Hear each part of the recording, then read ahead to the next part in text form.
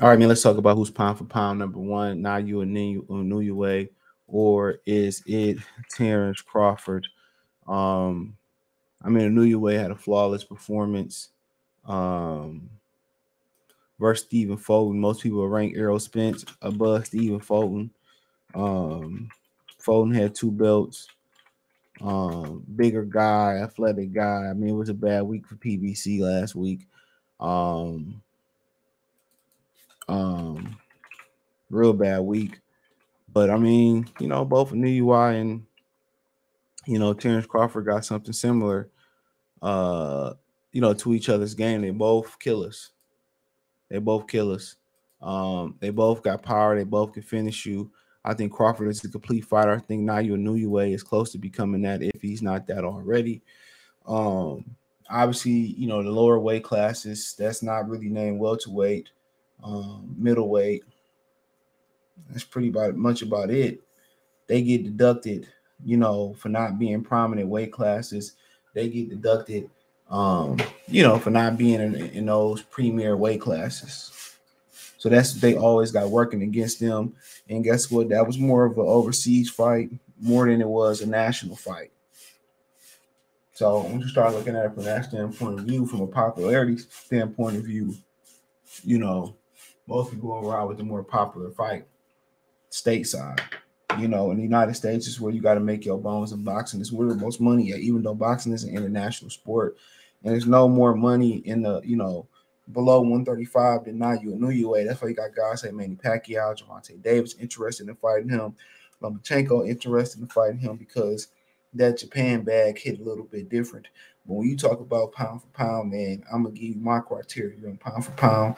And it's subjective to whoever you talk to because not everybody with social media, got an opinion on the pound for pound list. But, when you look at pound for pound, it's about your resume, who you beat, / who you beat. That's very important. Are you beating the cream of the crop? Pound for pound also mean, you got to move up. You got to move up, and can you move up and beat bigger guys who are naturally bigger than you? Popularity plays a huge part in it as well too.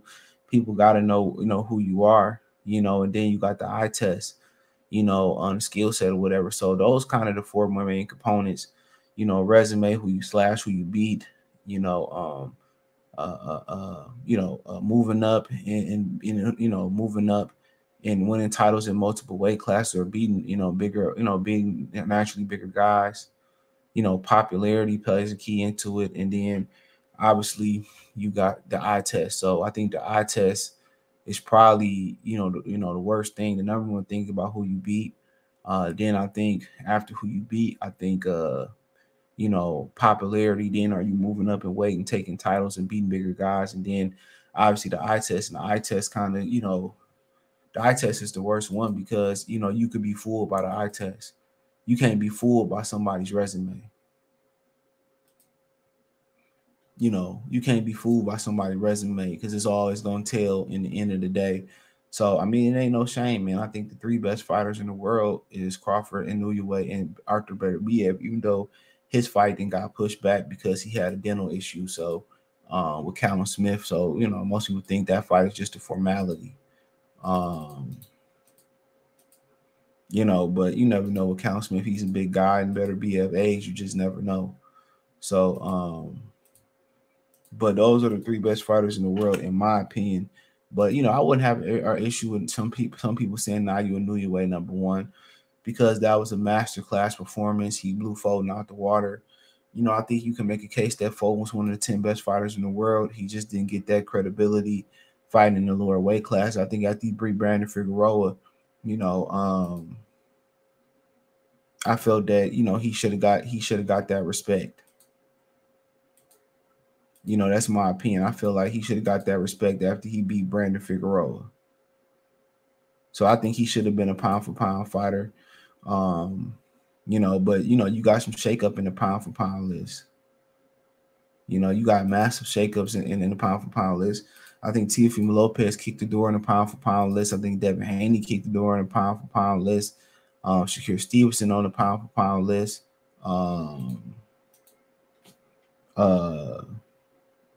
So yeah, you know,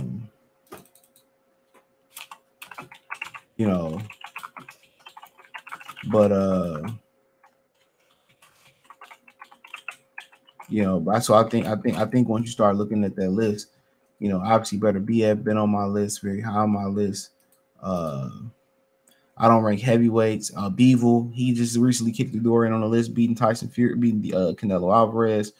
So, I mean, once you look at the list, me is Crawford, Naoya Inoue. I don't rank heavyweights. Arthur Better be at number 3, Beevil at number 4. And I'm just freestyling this. Number 5. I would probably say, I'm not sure, number 5. Number 5, I'll probably say, oh, damn, that's a good one. I'll probably say, I'll give it to Canelo. 6, Jermell Charlo. 7, Devin Haney. 8, Teofimo Lopez, and 10, Shakur Stevenson. That'll be my list. But I have no issue with somebody,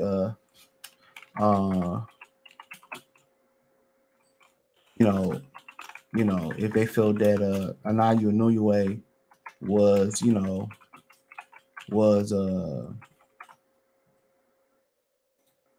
was number 1.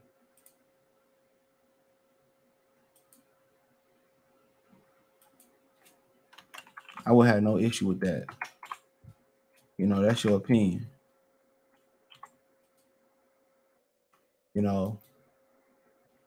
So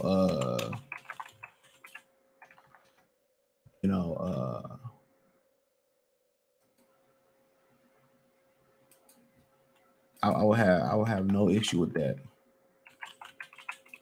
But I think what Terence Crawford did at the most glamorous weight division, not named the heavyweight division, in the welterweight division, or known as the welterweight division, and how he destroyed Errol Spence. Do I think Naoya Inoue performance is more dominant? Absolutely, but it was just a matter of a round, and I scored that round even for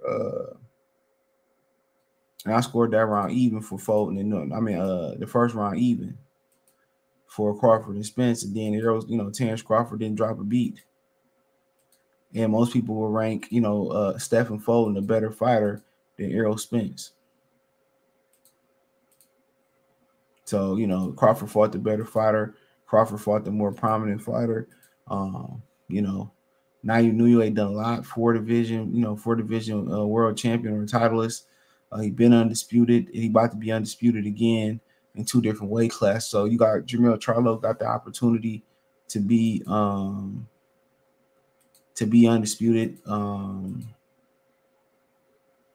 He got the opportunity to be undisputed, 2-division undisputed champion if he beat Canelo Alvarez, and then he might have a great opportunity at doing it 3 times in a row as well too. He might have a damn good opportunity at doing it 3 times in a row, because if you go down to middleweight and do his thing down there, he'll be the money man at middleweight.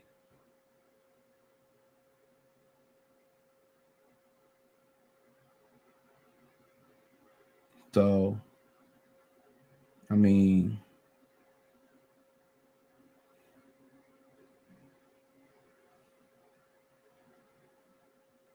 but like I said before, they both got power, both got speed, both moved up multiple weight classes. I think it's just hard for people to get a smaller weight classes a chance. Remember one guy told me they just don't be hurting each other enough for me to watch it. So it's a perception around it. But I think Naoya Inoue is the exception to the perception. Sound like Don King in there. I think he's the exception to the perception.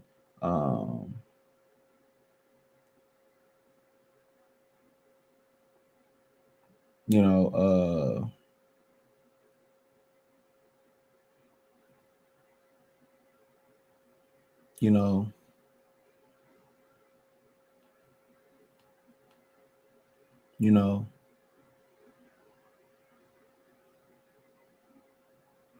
so,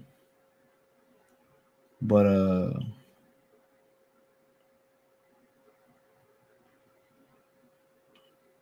but hey, it is what it is.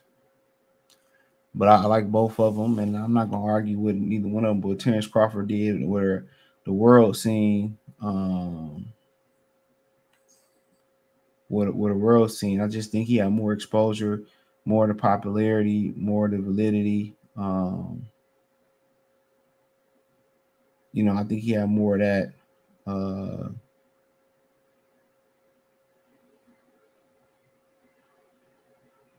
I just think he was on a grander scale. And that's why Naoya Inoue continues to move up so he can get attention, he can get that notoriety. The interesting thing about him is going to be how far can he actually move up. So that's the $1,000,000 question. But right now it's Terence Crawford, but I'm pretty sure Naoya Inoue is going to be the unheralded number one pound for pound fighter without question. Sometime in his career, and I think rather sooner than later as well too. So thumbs up the video, share the video, subscribe to the channel, and the subscribe button is the bell icon button. Hit all notifications, increase your chance, get notifications we go live or drop a video. Financially want to support the channel, Cash App, $ CJ Good 313, Venmo CJ Good 313, PayPal link in the description. Hit the link tree, find me on Twitter, Instagram, Spotify, Anchor, Cash App, Venmo, PayPal, Kick, the whole nine. Appreciate the love, support. Peace.